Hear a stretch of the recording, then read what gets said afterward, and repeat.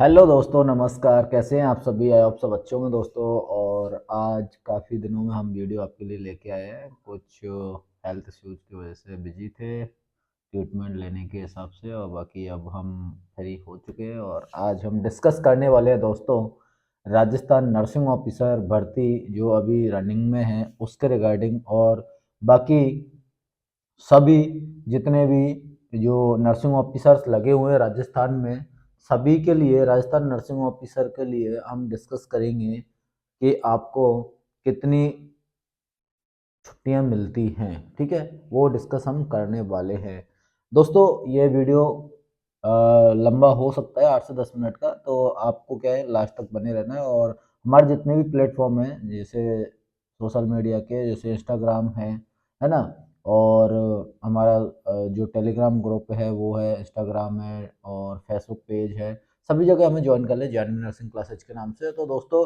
चलिए देख लेते हैं, ऑफिशियल लेटर के साथ में हम बात करेंगे। मेरे पास ऑफिशियल लेटर है राजस्थान सरकार का। ठीक है, कार्यालय निदेशक भ्रमणशील शल्य चिकित्सा इकाई राजस्थान जयपुर से ऑफिशियल लेटर है।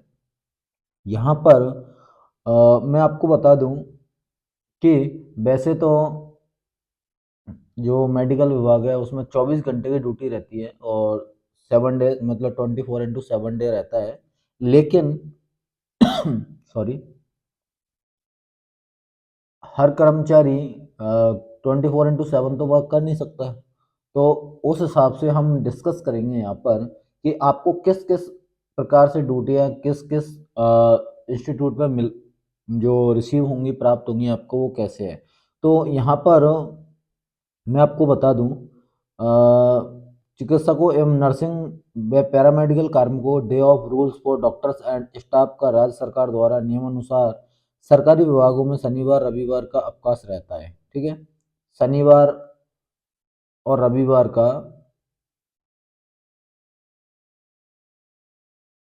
क्या रहता है, शनिवार या रविवार का अवकाश रहता है। ठीक है, जिस दिन उक्त कार्यालय के कार्मिक अवकाश पर रहते हैं, लेकिन चिकित्सा एवं स्वास्थ्य विभाग में सातों दिन 24 घंटे सेवाएं दी जाती हैं। ठीक है, तो जैसे शनिवार रविवार को भी अपने भाई सातों दिन सेवाएं रहती हैं। इस स्थिति में अवकाश के दिन ड्यूटी करने वाले कार्मिकों को इसके बदले में डे ऑफ दिया जाता है, जिसका वर्गीकरण निम्न प्रकार है।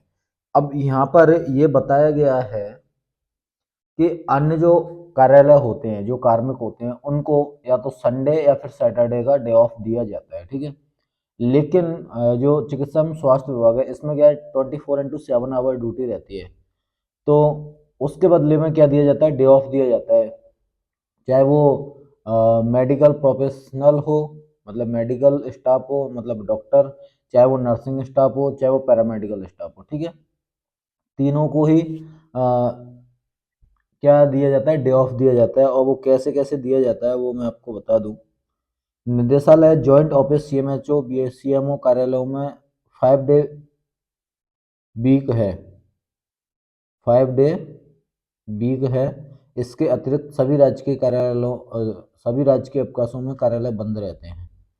जो ऑफिसेज हैं, जैसे जॉइंट ऑफिस है, निदेशालय ऑफिस है, सीएमएचओ है, बीसीएमओ है ना, इनमें सिर्फ जो वीक रहता है वो 5 डेज का रहता है। मतलब वर्किंग डे इनके 5 डेज रहते हैं, बाकी सैटरडे संडे ऑफ रहता है। तो कुल मिला के उनको 8 ऑफ मिल जाते हैं, साथ ही साथ जो गवर्नमेंट हॉलीडे होते हैं वो भी उनको मिल जाते हैं।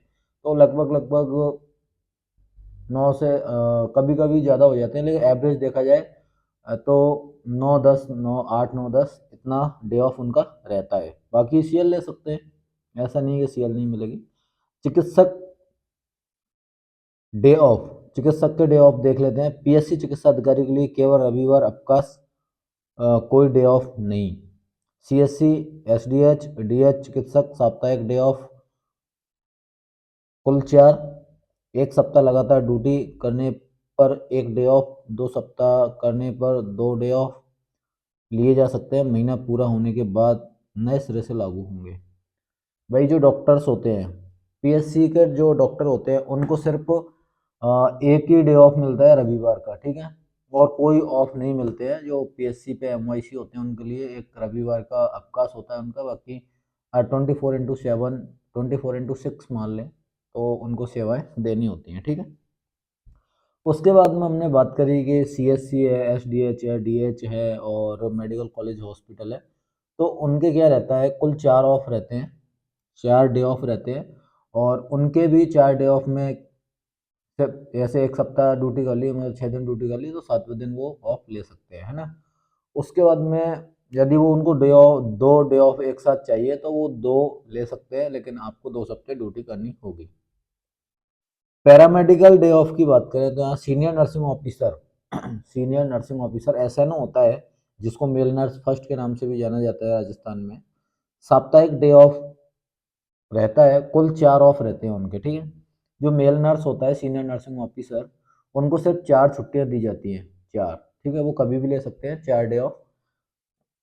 उसके बाद में अन्य नर्सिंग कर्मी केवल ओपीडी वाले, अब यहाँ बात हो रही केवल ओपीडी वाले, तो केवल ओपीडी वालों के मासिक कुल 4 डे ऑफ होते हैं। कितने होते हैं, सिर्फ ओपीडी वालों के।